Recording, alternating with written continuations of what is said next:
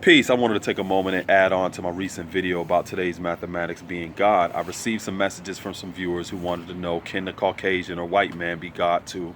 So I wanted to just take a moment to address that. Like I mentioned in a previous video, the black man being God is the God of our understanding as 5%ers. And that understanding isn't based on what we feel or what we believe like many people do around this world when it comes to the God of their understanding. Our understanding is based on knowledge and wisdom, and that knowledge and wisdom is supported by our study in the areas of sciences such as genetics, anthropology, archaeology, biochemistry, and various different other domains that any person that undertook the study of those various different sciences would have to conclude that the most classical, ancient, indigenous people on the planet Earth are black people. Which also means that the most classical, ancient, indigenous people on the planet Earth are the fathers and mothers of civilization, which means that we gave the world the first concept of what mathematics, science, architecture, as well as the concept of what God actually is.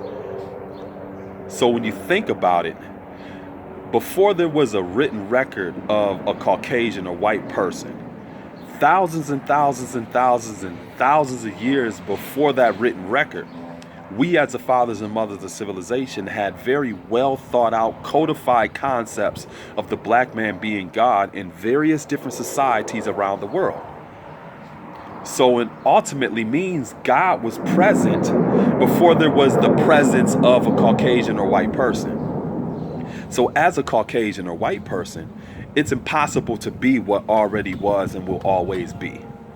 What they can actually do is emulate or strive to do like the fathers and mothers of civilization. So as 5%ers, not only do we support the research and the conclusions that have been drawn by scientists around the world in genetics, in anthropology, archaeology, architecture, and all of those various different domains, but we responsibly take the role as fathers and mothers of civilization and teach that civilization to all the human families of the planet Earth.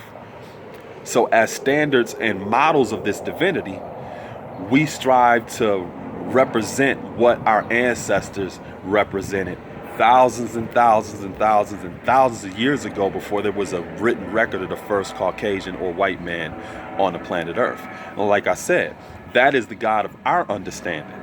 And many people around the world base their understanding about what they believe or what they feel. And, you know, people can believe or feel whatever they want to.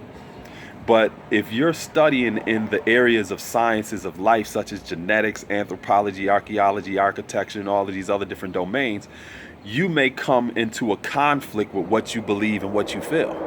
Because if you believe and feel that this white supremacist iconography that you oftentimes see throughout black churches in North America, as well as all throughout the coast of Africa and in other different places, if you believe and feel that that is a true representation of the true and living God, once you start studying these various different sciences of life, you're going to run into a conflict because those sciences of life don't support that belief or how a person chooses to feel.